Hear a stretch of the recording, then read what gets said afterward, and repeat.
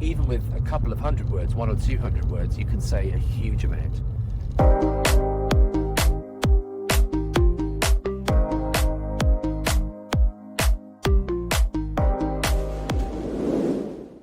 what's the easiest way to get started with Spanish?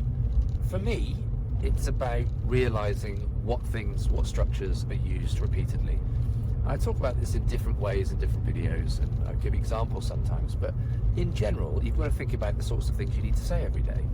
If you are going to be in a situation where you're working in some sort of high-powered business in Spain and you want to do specific business things, you're going to have to learn that language.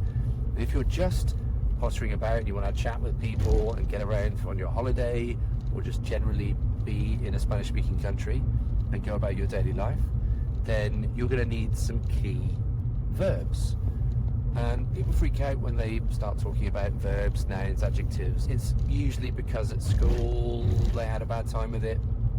But certain things like I want, or I need, or I can, or I can't, the question words like what, where, when, how much, once you get to it, there are actually a list of central words that if you know them and can start using them and practicing with them, they'll allow you to say a great deal. And there's a great statistic that I use all the time, but if there are, say, 90,000 words in the Spanish language, roughly, in the Spanish dictionary, 2% of them are really used in daily life. So under 1,000 words, you can say most things.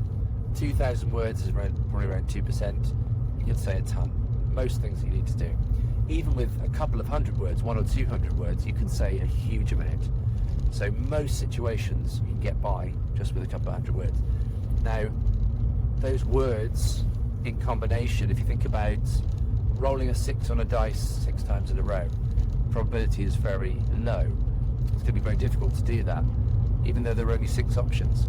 So if you know 20, 30 words and combine them in lots of different ways, then you start getting hundreds and thousands of possibilities and sentences and things that you can say. And also, if you can point and word things out and copy and read signs and guess and all those other things, it allows you to access a lot of language.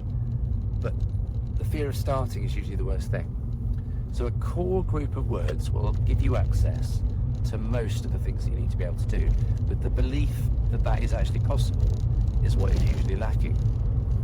I would suggest that you find one of these lists, but better still, find someone who can teach you how to use them.